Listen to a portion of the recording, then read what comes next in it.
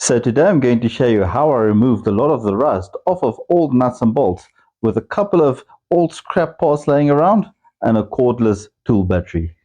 So the materials that I used to put this thing together and basically the parts, I've basically already put it together, is basically I used a piece of plywood like so. This is a rectangular shape with two uprights, one on each end, glued and screwed from the bottom with this bunch of self-tapping screws.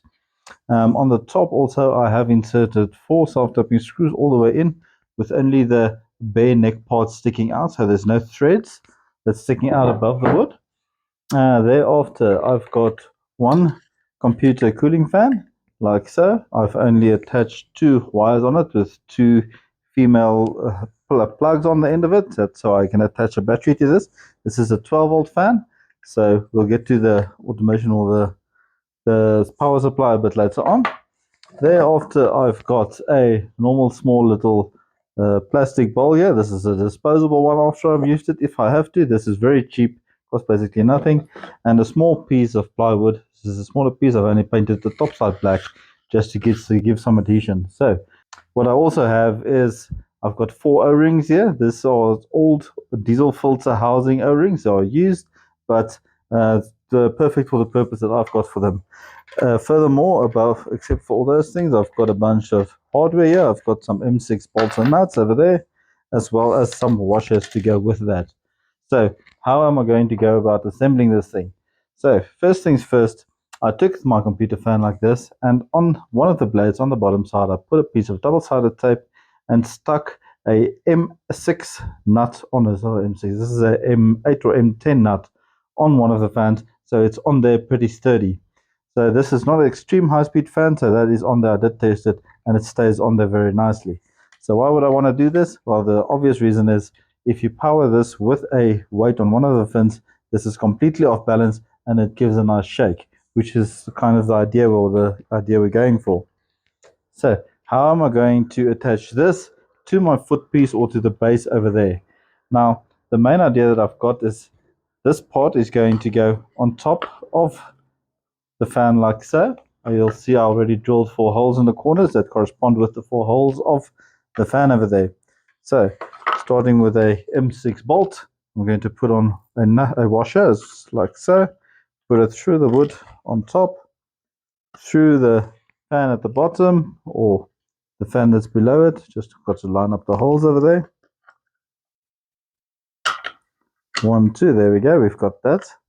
Now what I'm going to do first at the bottom is I'm going to insert a nut before I insert anything else. Now the main reason for putting a nut there is what I want the wooden piece on top to be snug against the fan housing, so this is not loose. So that's why I put the nut in there first.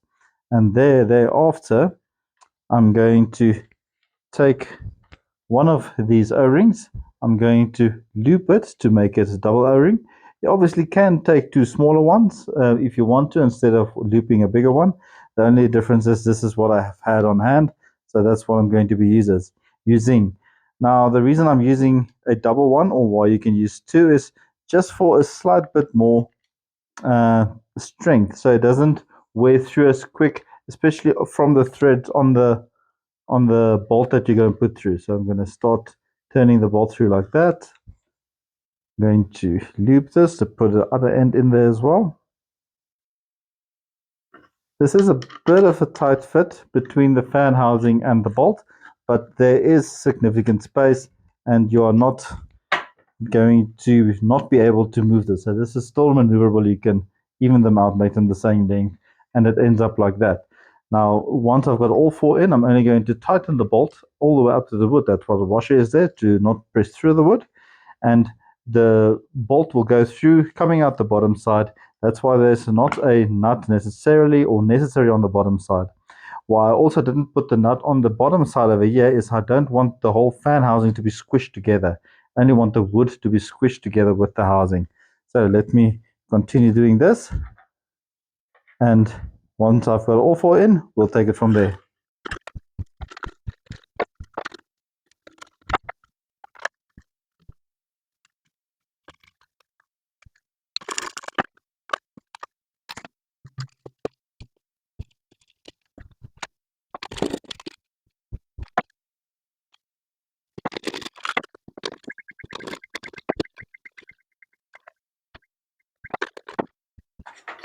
Okay, so in the end, that is basically it. As you can see, the piece of wood is now flush against the fan on all sides. This is only where I glued with some hot glue, glued the wires in place so they, when this shakes a bit, the wires don't get dislodged from the fan. This is what it looks at the bottom. So the fan has still got space to move, and it won't catch if it's upside down like this or right side up. It won't catch anything. I can spin the fan and it's not catching anything that it shouldn't. So now that we've got this in place, I'm basically going to bring closer the footpiece, and from there on you can probably have guessed how this is going to go together. I'm simply going to take these rubber pieces and hook them onto the four bolts, or not the four bolts, the four self-tapping screws that I inserted to the wood earlier on.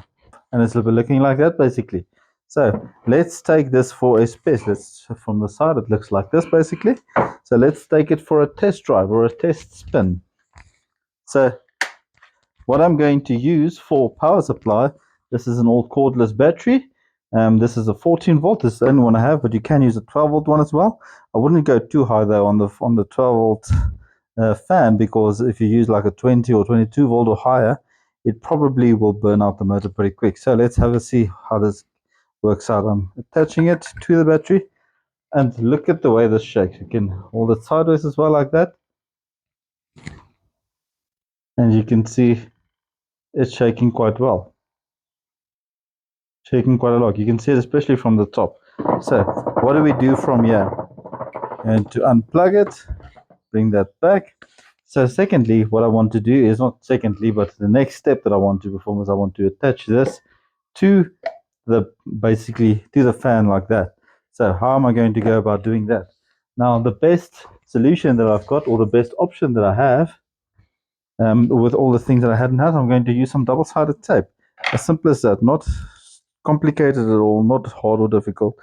I'm going to stick it at the bottom like this, cut it off like so, put another piece on here. I'm going to put 3 strips on it, just so that there's enough double-sided tape to make contact with the piece of wood underneath, like so.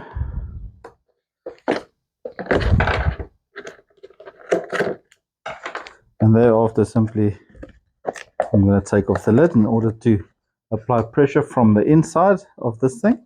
The lid is a bit tight, which is a good thing. We'll come to that a bit later on. Just make sure that it's applied well and firmly to the bottom of the bowl as well. Thereafter, we're simply going to peel off the tape that conceals the sticky part. Now, what I did check beforehand is when you drill the holes in the corners, make sure that the base of the bowl is not bigger than the radius or the diameter of the 4 bolts. In other words, if you stick it down like so, the bowl should not be touching the 4 bolts in the corners, because obviously if that is the case, then it will not be able to stick onto the wood, and you might need to find a different way of attaching it. Now, there are different ways. I suppose you could use glue or anything of the sort, but this was the easiest way that I could find. And like you can see, this is now secured in place. You can lift it up like that, very solidly attached. So now that that is done, I'm going to next put in some sand into this. Now you can use building sand, play sand, whatever sand you've got, as long as it's fairly coarse. Now this is building sand, so it's got various coarsenesses inside. I'm only going to fill that just below halfway. I'm not going to fill it all the way to the top. So the next thing we need to do is I'm going to take some rusty bolts and nuts like this, and to put them in there into the bowl. Put the lid back onto the bowl like this, making sure it's nice and secure, and then simply take your little battery of your power tool, attach it again. Obviously you can use a different power source, you can use a plug, or you can put a switch on this thing even if you want to. Okay, so and thereafter you can see once it's in there, it's going to be shaking and shaking the whole time. You can pick it up a slight bit. It's going to shake my hands more, but you can see it's doing quite a sufficient job shaking this bowl with the sand and everything inside. Obviously, if it's on the table, the footpiece is standing still and the bowl is shaking quite violently. And you'll see on the inside that the sand is engulfing the bolts and the nuts and everything. So just for, this has only been a couple of seconds and so it doesn't. You can leave this a couple of minutes and so on. But let's see what the difference is at this stage already. And to take it off, we'll take off the lid. Now, in order to get this out, you can obviously scrounge in there a bit, like this one has been on top.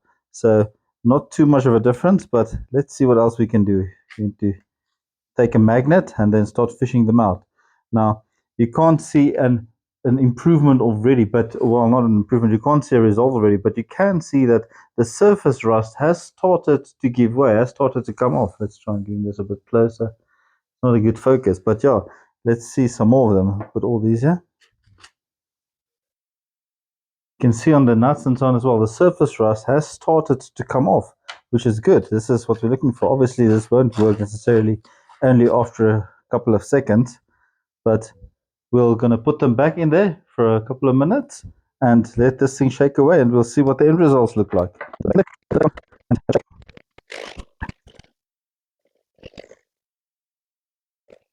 Okay, so it's been about 15 minutes, more or less, give or take, 15 to 20 minutes, maybe a slight bit more.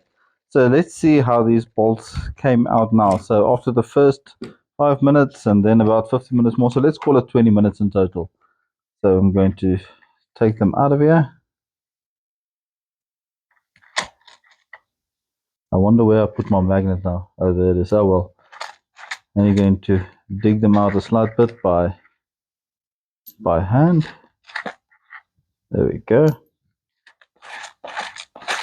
I have to say, just by looking at them roughly like this, I mean, based on what they did look like, this is an improvement. I mean, obviously there's still some deep surface rust, but some of these were heavily corroded. But especially this one, if I remember correctly, that was a lot of rust, surface rust that was on that bolt. And now there is quite a lot less. Let's pick that one up again. So in general, there's a couple of them that still has deep rust. It's only got a slight bit left, but this was severely rusted. So the sand did take a lot of it off, especially of these that were only a slight bit rusted. There's a lot of improvement on these bolts, for instance, and also on the nut like this. Even though it's not completely clear, I mean, you can put these in there a bit longer. I mean, for a bit of sand, in about 15 to 20 minutes of just vibrating a bit there off of an old power tool battery, that's not bad at all. So I can maybe let them wiggle a bit more if I wanted to, otherwise not. But if you do like this tip and you do like this video, be sure to give it a like. Also, if you haven't supported or subscribed to my channel yet, please have a look at that as well. So until next time, thank you very much, guys.